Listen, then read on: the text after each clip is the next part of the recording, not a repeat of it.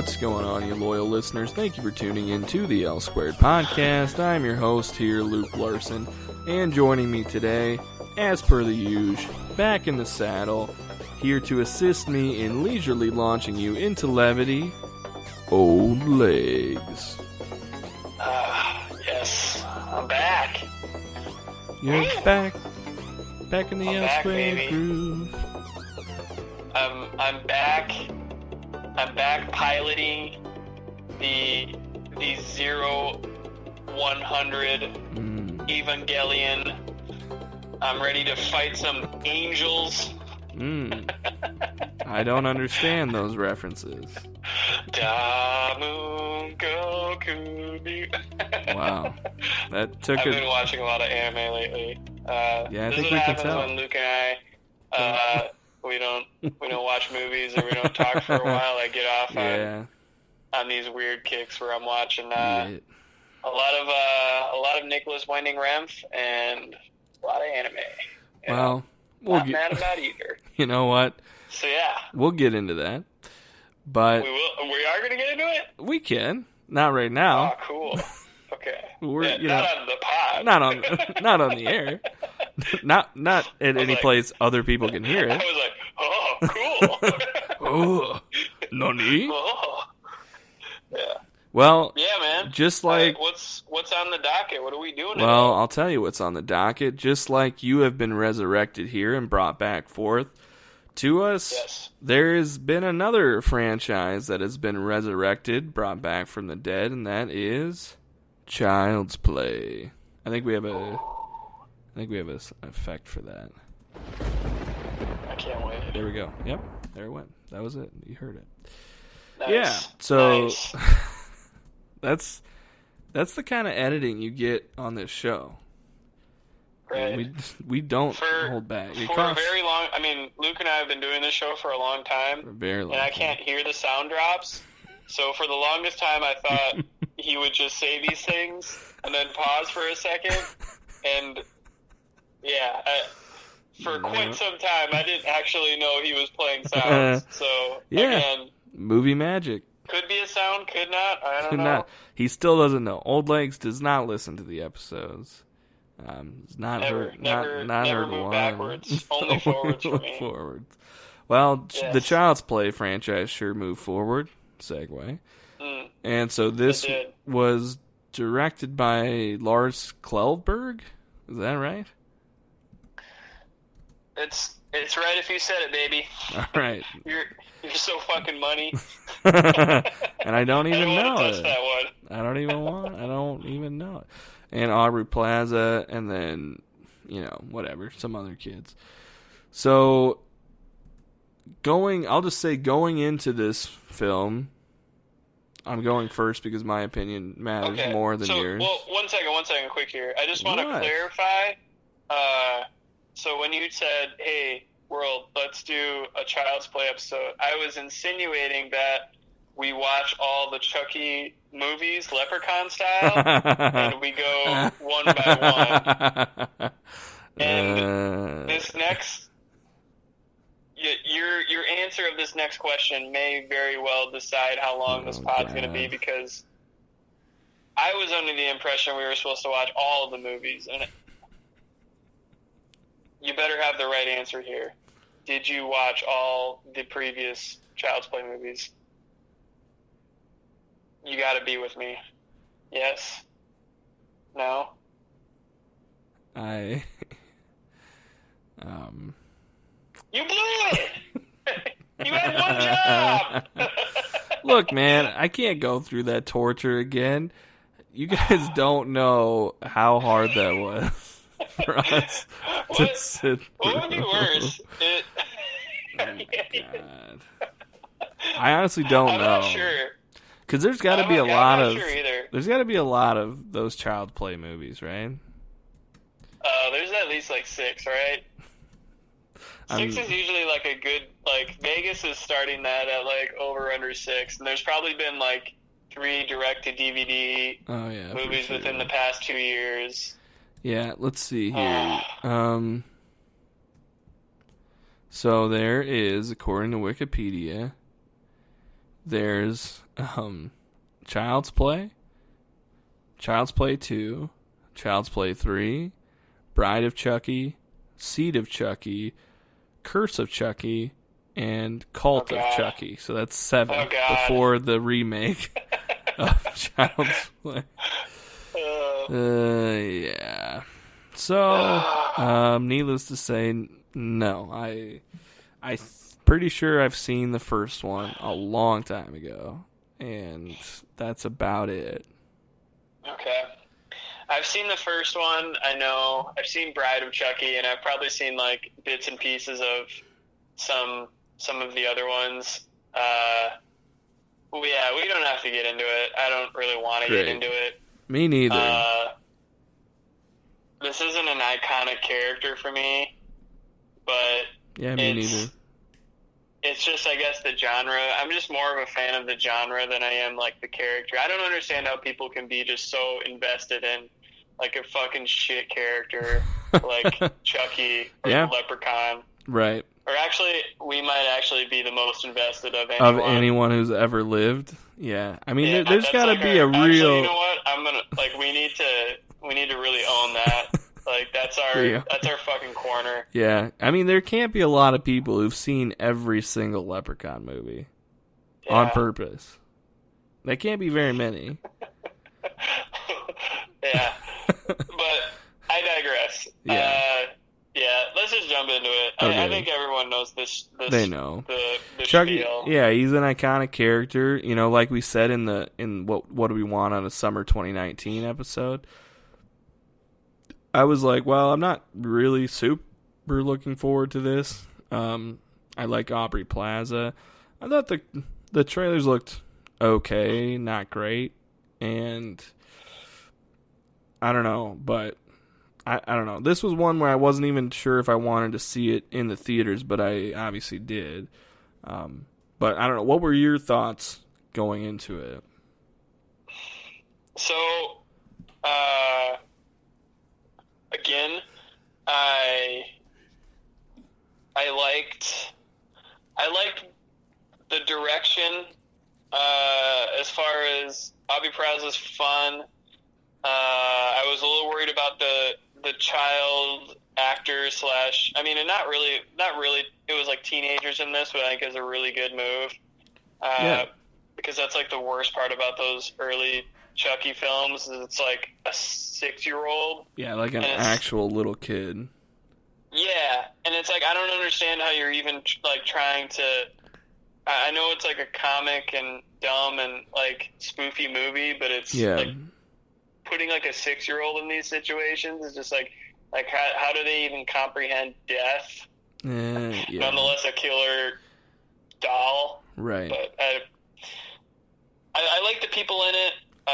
Brian Tyree Henry is awesome. Paperboy from Atlanta. We didn't know.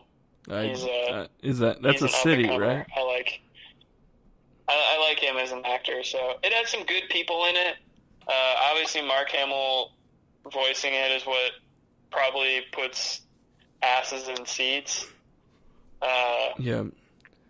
But yeah, wasn't terribly excited for it, but didn't have super high expectations. So it was kind of that nice sweet spot where I don't think I could have really been disappointed by it.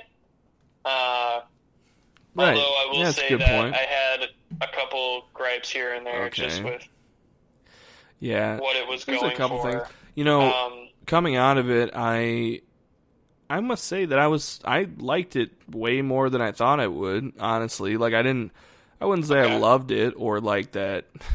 I don't know if I'll ever watch it again, but I enjoyed myself and I liked some of the decisions that were made. And, you know, there was obviously some stuff that I rolled my eyes at. But, I mean, honestly, for the most part, I was like, you know, this is an enjoyable, well-made movie. You know, for a Chucky movie, I liked it. You know, one of the things I liked was kind of how I wasn't sure right away, but I kind of like how they updated the source material a little bit. Like, instead of just a burglar guy doing voodoo on a doll, it's like basically the safety features are switched off. I guess I was.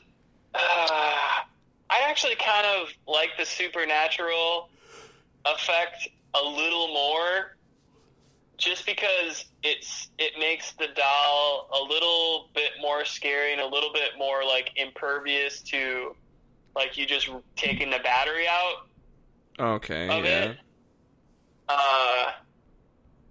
Because I was gonna ask you what you kind of thought, but you kind of just started to touch on that. Because in the previous one, it's more like I don't know, it's like fucking Lord Voldemort is like splitting his soul, and I don't know, like for some god awful reason he chooses like this crazy doll to inhabit his soulless self. Yeah, I mean, I guess I see what you're saying, but I guess I just kind of it was sort of I felt like it was sort of a mix of both, but I mean, really, because at first when they did it, when he was first just like, which that whole disgruntled worker thing was stupid. Like, how are you going to go up to somebody and be like, you know what, you're fired, but before you go, you have to finish this one thing, and then you can leave. It's like, what?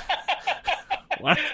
That doesn't make any sense. So that movie is awesome if it's like that's the prequel to Chucky. It's like an hour and 50 minutes, and it just culminates in this guy just being pushed over the edge, and like the ending is just the Chucky doll like rolling out, but it's having like, that like crammed down your throat in like less than a minute is like, all right, I get it. There's got to be like some reason for this shit.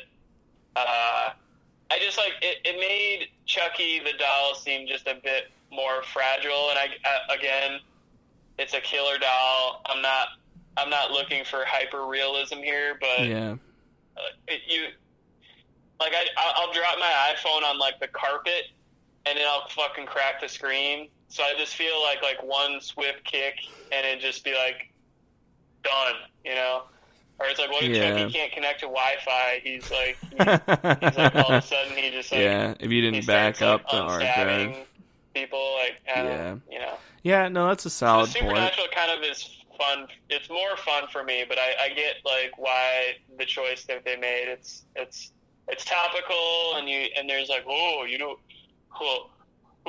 what if that happened in real life, right? Because they have this whole like Amazon kind of overarching thing where everything in your house is at Chucky's disposal via his little Chucky Google thing. Yeah, that was a little ham-fisted, but I mean, just the way they did it made me like it as the movie went on, because right away I was kind of rolled my eyes a little bit, and I thought, I don't know if I like this, but then just the way it went on, and just kind of how they presented it, kind of sold me on it, just with like him wanting to play with him, and then seeing them laughing and having a good time. Was that Texas Chainsaw Massacre 2 that they were watching? Yes. Yeah. Yep. And just like all the ridiculous gore and stabbing stuff, and them laughing about it, and then him just like being hurt and confused. Fun. Right. And I was like, I like that. That was kind of cool. Yeah. The more meta. Yeah. Yeah. So like just kind of that, the way that he interpreted that, and then like that made me like the choice, you know, a little bit more. But sure. But yeah, I see what you're saying, and that's why I've never really liked Chucky that much, because like you said, it's not that intimidating to me. It's just a little toy doll. Like, how hard can it be to fight a little shithead? Like, it's not. It's really not that hard. But right. I like. So it was another thing I was thinking about too as I was watching it, and maybe my other just kind of hold up with the film. I for the most part, I like 80% enjoyed it. I think I'm with you as like, I'm not really sure if I'll ever see it again. Yeah. I think I might instantly forget most of it. Classic staple. Not great. For old legs. But always the benchmark. Yeah. But so like the choice to have Texas Chainsaw Massacre 2 as kind of this homage-y looking, you know, I assume that's a bit what they were going for, but I wish they would have made like a really concrete choice. And maybe they tried to make a choice, but they didn't stick the landing. Like, are we going full like horror comedy in like the sense of like Evil Dead or Texas Chainsaw Massacre 2, or are we going like full bloody, like over the top ultra violence horror, right? Yeah. Because I feel like if you're gonna like split the difference there, it's just not. It's gonna turn out really like meh, like really bland. Yeah. Right. And there were definitely moments like that. Because I feel like I didn't get like enough of either. Right. Yeah, like there were definitely parts where you were like, okay, well, this is be either just really, really over the top, ultra violent, scary, or just really, really over the top, like horror comedy. Right? Yeah. I guess it did kind of toe the line really a little quite, bit. It tried to have the best of both worlds. There were some times where it could be like, oh wow, this is gonna get like really bloody, and it just kind of shies away from it. Sort of fell flat. Yeah. Yeah. Because even within the series, I don't think it like got really ridiculous enough to call it like this is just slapstick horror comedy, right? There's no like. I guess I don't. Bride of Chucky like making out like while like there was no jumping with, the like neck blood. Right, there was no like scenes. Jumping the shark moment. Like there was no leprechaun in space, no leprechaun in the hood. There were moments where they just the hood up to no good. Right. They just there was never a moment where they're like, we don't give a shit. God, if I could like just unwatch any 9 movies, I think I'd choose all of those. Yeah, that'd be better. Our lives would be and probably then a lot at the very better. least, like we would never have to reference those motherfuckers again on the I pod. know. Look, guys, I'm sorry, but it's gonna keep happening. Like it's not gonna slow down. We're gonna keep referencing those movies. So you might as well go back and listen to that episode because then. That's like the second best thing. Because listen, guys, I care about you. You know, you listening out there, I do. And I don't want you to go through that pain of listening to watching each one of those movies individually and never getting that time back. Because I care about you. So what I'd rather have you do is just listen to our episode where we go in detail about every single one excruciatingly. And then, and then your life will be better. And you won't have to watch them all. You can just listen to our pain and our suffering and be entertained by that. I mean, you can. Definitely an all-timer. An L-squared all-timer. It is. Yeah, it's in the Hall of Fame. I've never put in that kind of work. I don't plan on doing it again. It's just true. I've been taking extra care to really truly mail it in. Yeah. For the subsequent episodes. Yeah, it's been hard on me. Yeah, no, I would definitely vouch for that. So, yeah, I don't know. I guess where did you land as far as would you have preferred to kind of get back, to like swing it back around to Chucky, like? Would you have preferred to see it be one way or the other, or were you fine the way they ended? Yeah, I mean, I think that's a solid criticism you have, but it worked out okay for me. I think the character development was good, so I think the characters made it. There was really only one standout, like maybe a couple, but one glaring, like one-dimensional character that I didn't give a shit about. But other than that, like, I thought the characters were good. And that Chucky was good. I liked him in this. Like, he wasn't over the top. I thought he might be. He wasn't. He went through an arc, maybe an inverted one, but he definitely changed.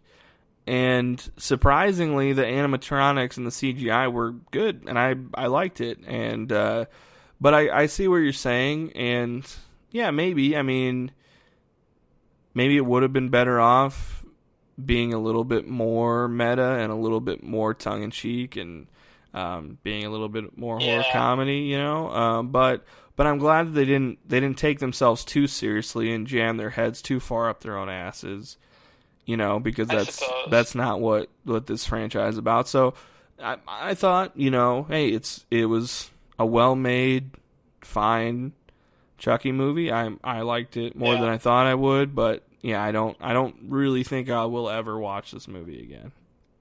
Yeah, I just maybe the pacing of, because I thought I'm with you. As much as I kind of more enjoyed the supernatural aspect to it and having some weird ritual seance be a part of this, I'm good with that. That's fine. I just kind of wish they would have maybe escalated the kills and violence a little bit more heavy towards the end. Because I feel like probably the best kill of the film is the first one with the boyfriend. Was that awesome. was a good one. And you're like, all right, here we go. Walding, like trying to get, you know, you have the reveal he's married, which is fun. It's like, oh, this guy's like, he's actually just a dick. Yeah. And they're like, oh, cool, Chucky's gonna murder his ass. And then he runs him over with a tiller. With a tiller, and then cuts his face off. And then leaves his face for Andy in the morning. I'm on like, a watermelon. That's awesome. Yeah, that was cool. Yeah. That's out of 10, and I wanted it just to go up from there. Like, maybe I don't know. I'm a sick puppy. But I feel like we just kind of lost steam after that, because then you get like the whole, oh, Chucky's an Uber driver now, and he's, you know, wheeling around the parking lot. It's just like, oh, car crash, and then he stabs it. And then like the drone. That's a kind of like mailing it in for Chucky. You know? Definitely. Yeah. The drones were kind of creative, but still a bit of a letdown. Yeah, again, because it's like the look away, and it's just a bunch of bystanders. There's no one you care about, no one you're invested in. So I feel like we peaked too early. That's good. I was really excited. I was like, oh, this fucking slaps. Like, let's go. Like, let's see where he can go from here. And it just kind of plateaued. It rested on its laurels. Died down a little bit. So yeah, for sure. Yeah, I mean, I don't know. If you're a massive Chucky fan, you're gonna see this regardless. You know, if you're not really sure about, so it doesn't matter what we say. I just pictured talking to a massive Chucky fan. Man, I'm getting a lot of images right now. Yeah, I mean, I can really picture what they smell like too. Already. Like a massive Chucky fan. Yeah, that's their only discernible quality. That's how they introduce themselves.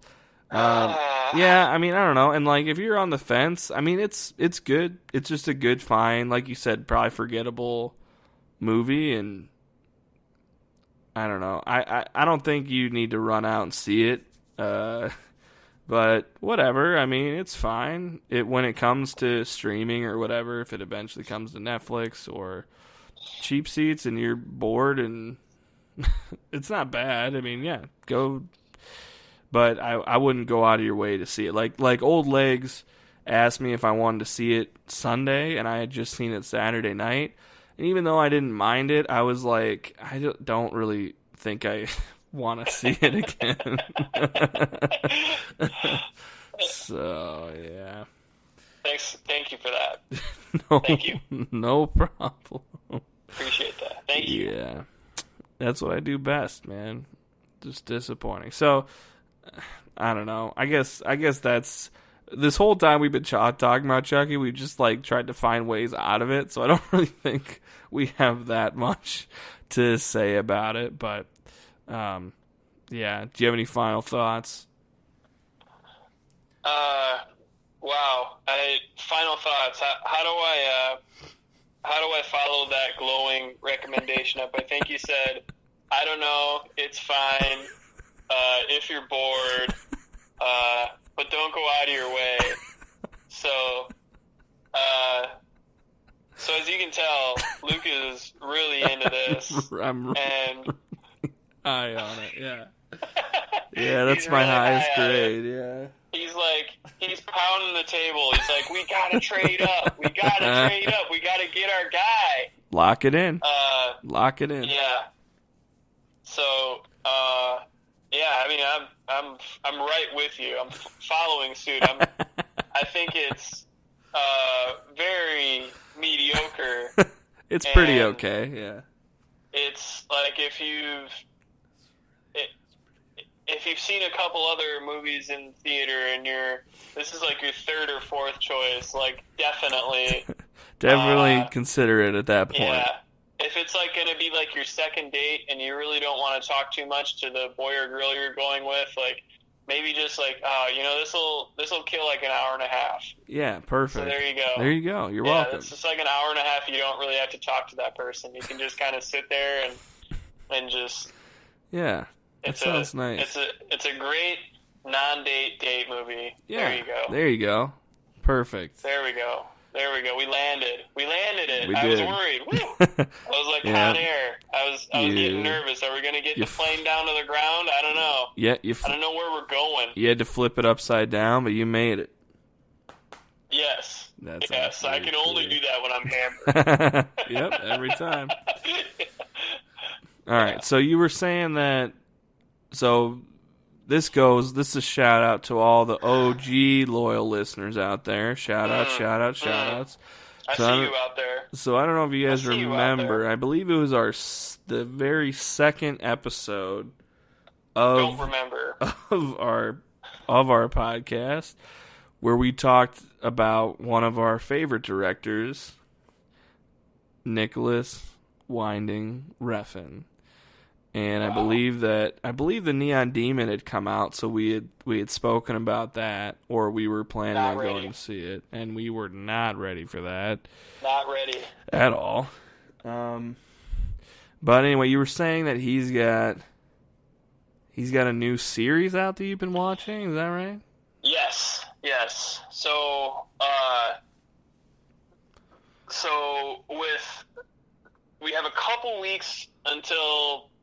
We're kind of in the midst of summer movies, but we're still kind of waiting for the big ones. I think Midsummer is a big is circled on all of our calendars, so we're really excited for that. Yeah.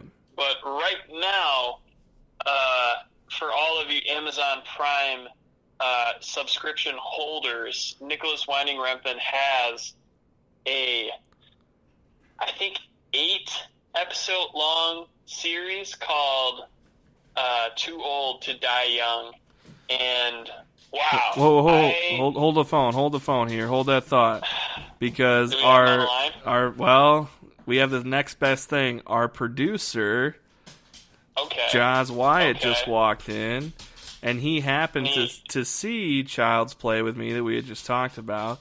So maybe so we're back on he's this. Just Great. 1 second. He's gonna come and he's gonna give us his glowing recommendation on it. Great. Well, I'm a little biased because I grew up absolutely terrified of Chucky, and I had recurring nightmares from like 3 to probably 12 years old. And so I straight up had like a panic attack when the movie started. I saw that face, and I was immediately like repulsed, just sick to my stomach. Wow. Yeah, I was absolutely terrified. Did you start projectile vomiting? Close. Really close. Dang it. That's like my dream. I want to be so repulsed in the theater that I just start projectile vomiting. Yeah, alright. He's gone. He left. Sorry about that. Is that it? That was it. That's all he had to say. That was it? It was downhill from there, probably. Okay. All right. So, Nicholas Winding Refn, Amazon Prime. Okay. What's it called again? Yes. Too Old to Die Young. Too Old to Die Young. Okay. Yes. So, I think it firmly lives in the Nicholas Winding Refn universe. I'm willing to call it a universe at this point, and it's kind of fascinating. I don't know how to really recommend it to people, especially if you haven't really seen his other work, because some people might find it like to be a little bit boring. I think it's fascinating. I think every shot is filled with a lot of tension. There's, oh man, so I can't think of the. I have to look at who did the soundtrack for him. It's the same guy that's been working with him for his other films, but the soundtrack is incredible. Is that the guy who invented the synthesizer?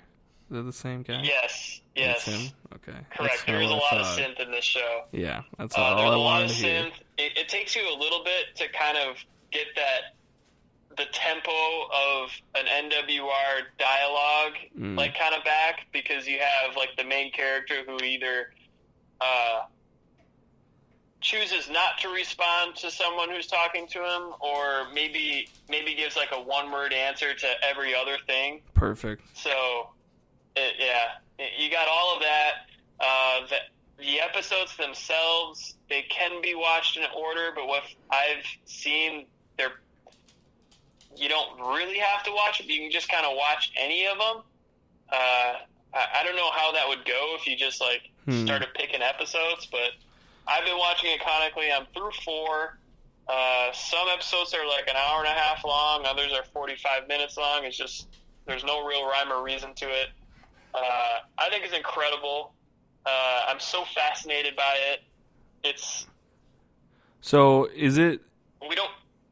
Go ahead. I have a few questions, because, loyal listeners, you're hearing in real time, Old Legs has been trying to get me to watch this show, and in the past, with getting me to watch television... I shouldn't have said it was a fucking show. You shouldn't have. The second I said television, you just like, his eyes glaze over. It's like, I started talking about, my old friend. like, the U.S. I've come to national team or something like that. It's like, well, we really got a shot this year. And it's like, because okay, a vision soccer. softly creeping.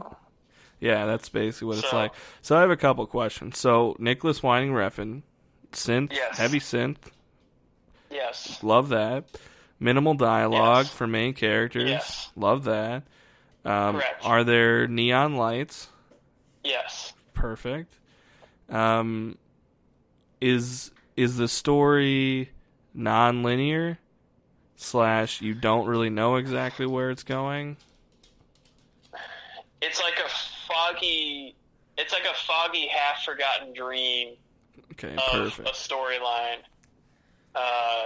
You're the 1 second you're waking up, you're with your partner, you're going out and you're solving crimes, and then the next he's dead, and you're going through like a chop shop, and some guy like in full synthy neon red lights comes running after you naked, and you kill him, and you just like there's so much good stuff here.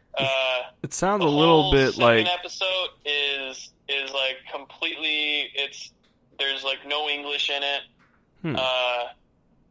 It's I don't know, it's really good. All of the actors, and I think for the most part everyone in this is like pretty familiar with his work, so they're kind of going for it. Like Miles Teller is one of the main dudes, and he's definitely seen Drive. He's definitely seen Only God Forgives, because he's just kind of doing his Gosling thing. Gosling. Okay. It's fun. I don't know. I love it. Well, it's not going to be for everyone. I'm not even sure if it's like a revolutionary thing that I'm watching, but I'm just so like entranced by it, because it sounds a little bit like Mulholland Drive. It's up there, yeah. It's up there? Definitely. Okay. Maybe not as it's a bit more grounded so far. I guess I'm only halfway through it, but okay. it's engrossing to the fact where I can't watch it and have something else going on in the background. Like, I can't be like some shows that, you can just kind of have it on, and if you catch like 40% of it, you're pretty much there. Yeah. I have to only be watching it. I can't watch it too late at night, or else I'll fall asleep. So I have to really like plan it out. So it's really interesting because you have to kind of devote some time to it, because it requires your full attention. But I think it's worth it. If it wasn't worth it, I don't know. It'd be a really hard sell. But I never like get to the end of an episode and be like, oh wow, well that was just kind of whatever, Yeah. Well, I mean, it's definitely. This is the most interested and intrigued I've ever been about any television show that Old Legs has told me to watch. So. Wow. So I mean that's high that's high praise. Neon Genesis Evangelion yet. So. Yeah.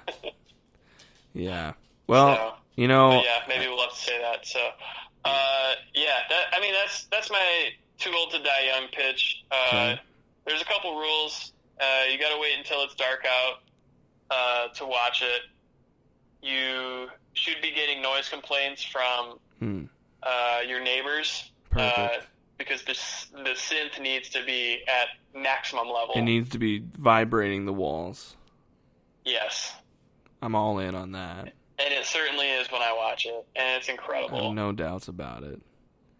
So, yeah, I'm just really excited. I'm excited that these things happen and they're readily available, and it's essentially like getting like 7 or 8 NWR films just all at once. Yeah. I've been trying to savor them, which isn't hard to do because it's really tough to watch more than one episode. But again, it's demanding, but in a good way. I feel like it's earned. So it's sort of like... I haven't really been let down by any episode yet. That's good. So it's sort of like more of a... Because that is kind of nice to get. And I think NWR is somebody who really gives that to you. David Lynch is one too. But where the art can be kind of challenging. And it's requiring of you.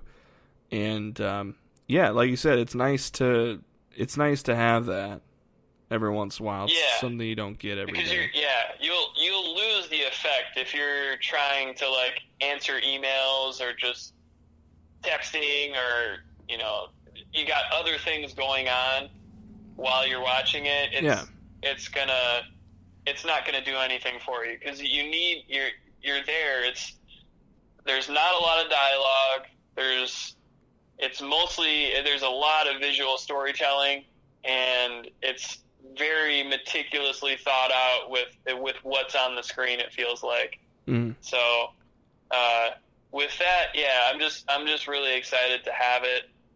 I don't know how many people are going to watch it. I can't imagine the people that are just turning it on, not really knowing what it is, because again, it's just the subject matter is really like kind of difficult. I mean, with it, like, we can like. I mean, the first episode is called "The Devil." Okay.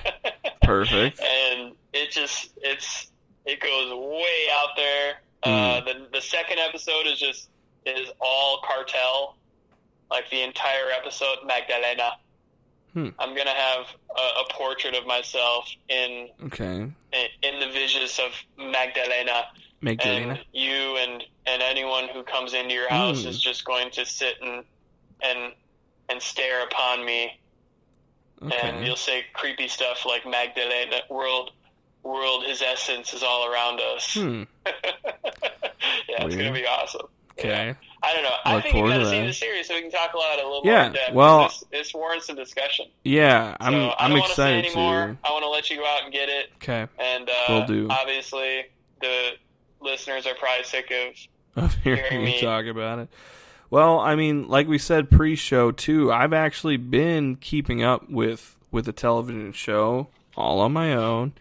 that hasn't been talked about that much, and it's kind of unique. So if you guys listen to the most recent episode I did with friend of the show, Les Sean, when we did Do DC Movies Still Suck, the second iteration, he talked about DC having a streaming service, and he talked about Swamp Thing. We talked about Swamp Thing coming to that, and Old Legs got me into Swamp Thing and Animal Man way back in the day.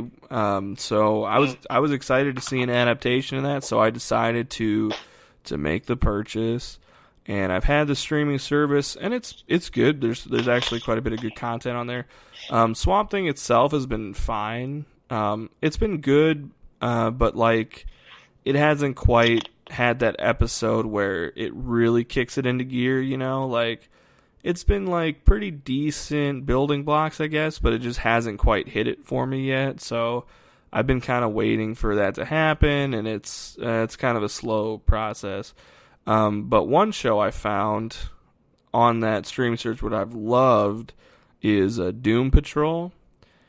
And that show is just, it's great. Like, it kind of came out of nowhere. And Les actually said that he loved it. He's like, because they're all, like, losers, is basically what he said. And I was like, oh, I'll check it out. But I came for Swamp Thing, but I definitely stayed for Doom Patrol. I've absolutely loved it. So they're hour-long episodes, but it's basically like, if you don't know, Doom Patrol is kind of a weird group in DC Comics. There's a bunch of weird heroes, kind of heroes. They're all just pretty much fuck-ups, but it's Brendan Fraser is the main star, and it's great to have him. And he's like this NASCAR driver who got in this accident, and only his brain survived, so they basically built a robot around his brain. So he can't use his hands? Is he like a magician? Well, he's got this big robot body and a brain, and he's got anger issues, but it's fun to just see. Oh, cool. Is that like Krang? It's sort of like Krang, yeah. Except that he looks... Am I ruining it? You are, yep. Just like with most things. Okay. But he's this big rust bucket, and he like wears a leather jacket, and he's kind of, you know, whatever, trying to figure shit out. And there's one girl with, I don't know, there's a lot of stuff. But what I love about it is that it's not afraid to. I mean, it opens up with Brendan Fraser just doing this chick doggy style in the pool house while his wife is on an elliptical. And I was like, I'm in. Like, it showed full boobs and everything. I'm like, fuck, I'm in, dude. And then it keeps going along, and the main antagonist, Mr. Nobody, is this meta, crazy, weird dude played by, what's his name? Alan Tudyk. No, I think. Let me just fact check that here. I'm pretty sure that's right.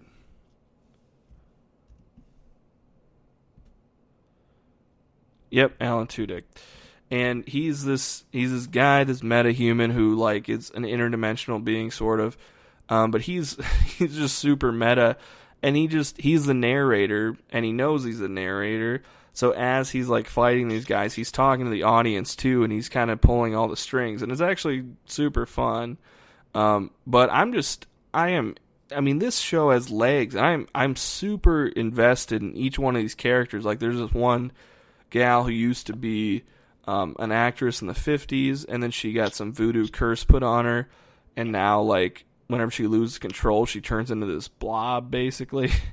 And there's one dude who was a pilot in the 40s, and he had this gay affair that he was trying to keep covered up. And then he, like, at one point got in this accident, and this weird, like, electric being thing went inside of him, and he got all burned up, and so he just has to wear bandages all the time. And then whenever this thing comes out of him, it makes him go unconscious, so he has no control over it. And then the big robot Brendan Fraser is trying to deal with, he actually killed his wife and daughter in a car accident. Was he texting? No, he drove underneath a semi. He might have been drunk. We need to keep modernize pushing it. that PSA. Yeah. For all of our heroes, we should rewrite all of the origin stories. Just have something to do with texting and driving. Yeah, Uncle Ben was texting and driving, and he ran into some bullets that this robber was, Perfect. he was just looking up. Yep. It'll get you every time. Superman was texting and driving, and he accidentally blew up Krypton. Yep. What are some other heroes? Well, I'm gonna cut you off there. So, and then they have I don't know, man. It's just, and then Cyborg comes in. He's got this controlling dad who's like keeping stuff from him and reprogramming him, sort of, and he's not really sure what's real, and he's trying to live his own life, and he may or may not have accidentally killed his mom. And there's this other gal who has all these different personalities that have their different superpowers. And it was all because she was raped by her father when she was a kid, and we're kind of finding out that. But just the depth of this show is nuts for a superhero show. I mean, it's crazy, and I'm just so invested in each one of these characters. There was one in the episode, and it's just super weird and funny.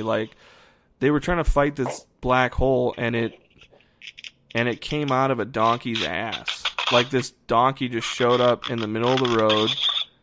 And it literally farted, and then the fumes from its fart spelled out a message to them, and then it became a black hole and swallowed people up. And I was like, "What the fuck is this show?" I loved it. What was the message? I forget. Jesus wept. Pretty much, it was something like that. Yeah, and whatever. But it's just honestly. That made the whole purchase worth it for me, because this show is great, and I've really enjoyed my time on it. So, yeah. So I mean, I know we're not going to do a show about going over Doom Patrol, but hey, maybe Les will come on and I could talk to him. Maybe he should be the new special guest. That sounds like a better idea to me. Man, shout out, nothing less than the best. That's what I always say. No Dirk Diggler cameos? Not yet, but there's still time. Well, so next week, I think we said Midsommar comes out. Midsommar. Yes. Midsummer. Week and a half. We're gonna be at it. We're gonna be at the premiere. Sid's gonna be there. A lot of access. Yeah. And yeah, I'm excited. I want to be spooked. I feel like I haven't been spooked in a while, so yeah. I'm ready. So I'm ready to.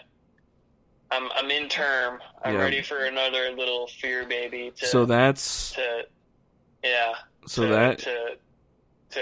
take hold of my insides. Well, I mean, the last one really did change your whole life. It really changed how you live your life. Path, and I really can't. There's no going back. Yep. You've definitely changed as a person. I've chosen the left-hand path, the chaos path. Definitely. And it's a little scary. My life, my everyday is just is one part nightmare, one part hallucinogenic dream. It's a dream within a dream. And it's awesome. So, that being said, well, I mean, do we have any new tiers for Patreon? Hit us up on the Patreon to summarize this episode. We got Chucky. Go out and watch all 7, and then go to the theaters and watch it. And if you do that, you'll definitely know that you don't have friends. Yep. Maybe besides us.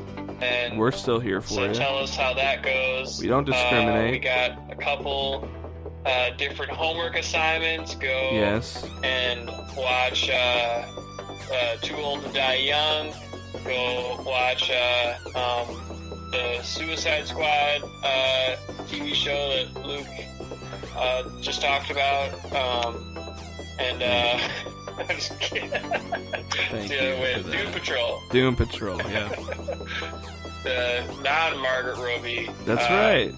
Version. Yep, the Brendan Fraser version. And we're gonna be back. Yeah, and we're gonna have next week. better content. because we need good movies to make good content. That's true. That's very true. It's a crutch that we have to have. You know, if we don't have good stuff, we're gonna make shitty pods. So yep. That's it. You know, if you didn't like this episode, sorry. It was not our fault. It's never our fault. Give us better movies to talk about. It's not my fault. You know, if it's anyone's fault, it's probably your fault. Yeah, that makes sense. Just you know, I'm taking what the defense gives me right now. Yeah, we check know. down passes. So. Yeah, terrible. Yeah. Well, anything else? I don't know. We'll see you next week. We got a special episode then. I'm excited about it. But until then, you can check me out on Twitter at LukeLarson89. You can find this podcast at L Squared Podcast on Twitter, at L2 Podcast on Facebook. You can hear us on SoundCloud. You can see us on YouTube. Here, whatever. We're on Instagram at L Squared Podcast. We put up our reviews of movies on there. We'll definitely put up a Child's Play review up there. And then we got the Patreon, like I said last week with Austin.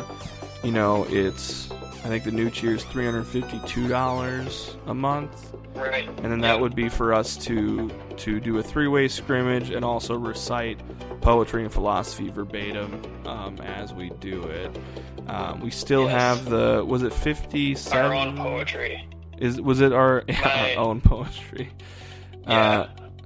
Your dog ate my poetry, actually, so I gotta come up with some new material. Yeah. But I've been working the circuits, the Def Jam circuits. I got some stuff that's coming back up here, so I'm really ready. I'm really ready to give it 110%.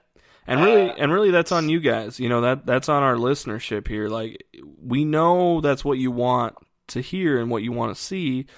So you just got to prove to us that you're committed to that. And the only way to do that is just need with your wallets. Person. Yeah. to donate. Really, it's just the one. It's just gonna take the one, I think. Just one. Just one to hit that 352. We'll be able to make it.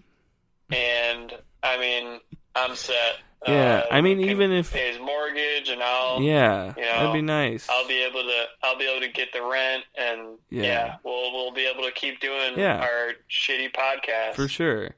I mean, even if you guys like came together, maybe 5 of you were like, well, let's all pitch in and we'll all pay for a little bit, you know, because these guys have sacrificed themselves for years to give us all this good content. We wish there was some way we could give back. Well, now we have a way. You know, we've been supporting you in a way, and then now you can give back to us. Couldn't agree more.